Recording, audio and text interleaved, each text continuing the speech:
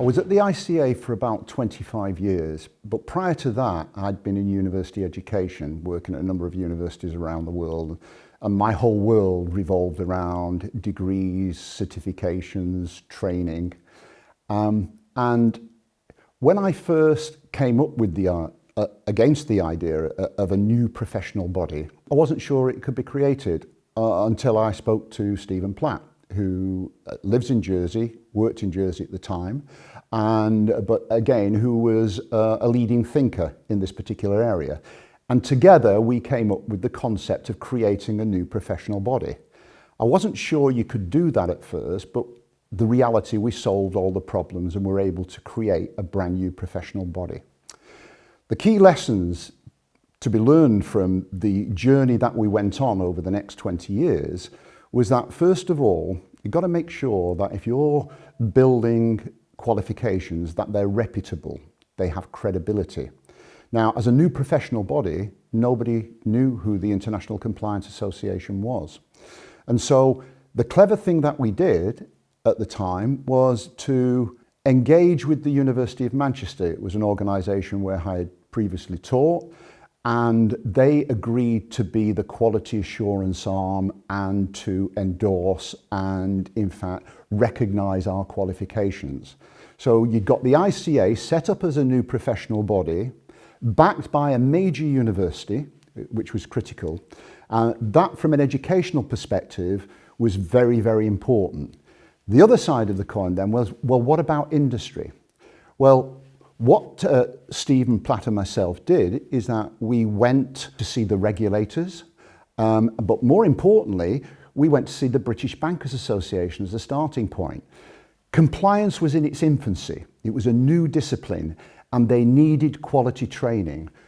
We went along to them, having established this new professional body, and say, we can provide that training and certification. They were absolutely delighted. So when we started the organisation, we had credibility through the university, we had industry support from the regulators and also the professional bodies, the British Bankers Association. We did the same in Jersey, Guernsey, Isle of Man, and every other jurisdiction that we then built up upon.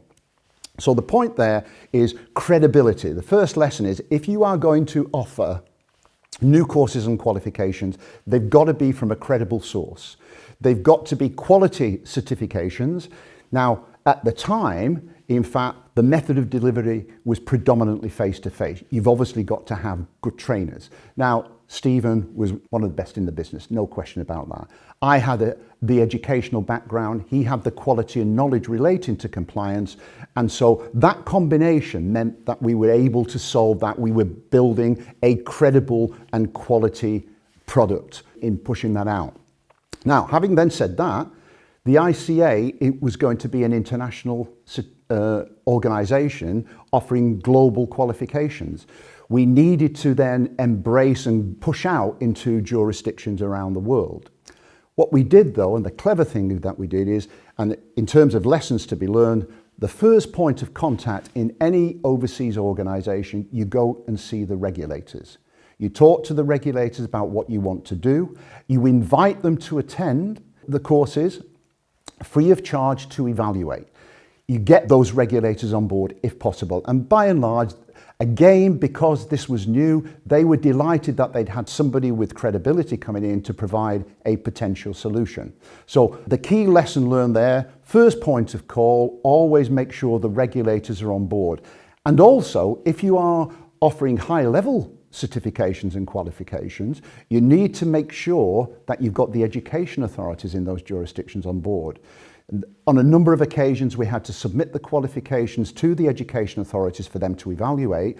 But once they did that and you then get on the appropriate list, then people will accept that. And so literally from day one, having done that, you have solved one of the major problems of building an international training organisation. Next stage then is, well, what about who's going to do the training in those jurisdictions? You want to get local partners if you can.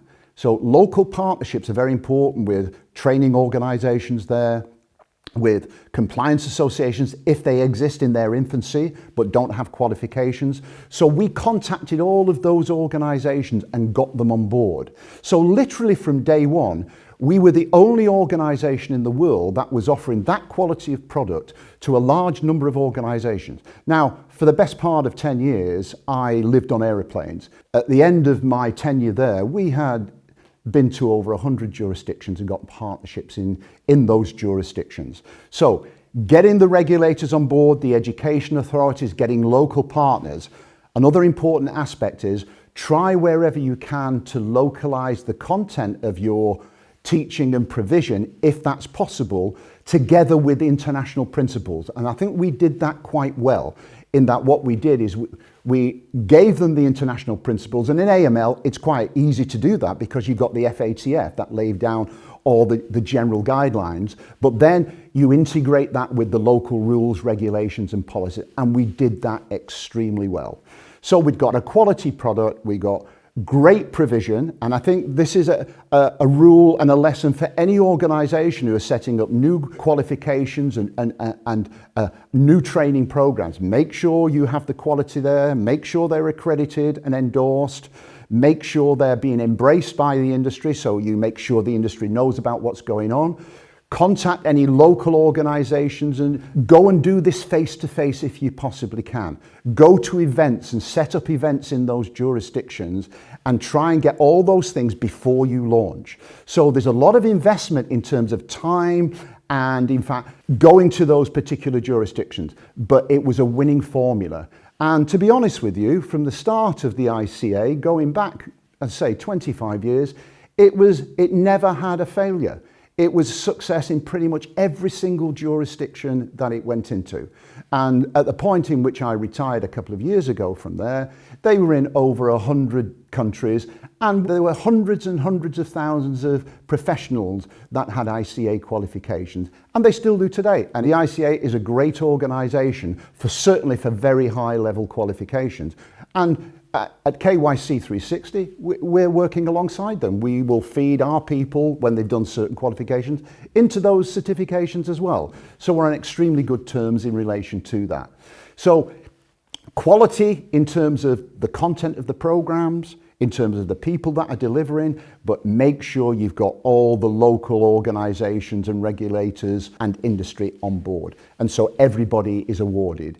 You're always going to get competition. So from the beginning, an American organisation called ACAMS was on the scene, but they had a slightly different model to ourselves. We were university backed. We were much more awarding qualifications rather than just basic certifications. And in fact, those two organisations together for the best part of 15 years probably were the two major organisations in the world that in fact were successful in providing training and education in those fields.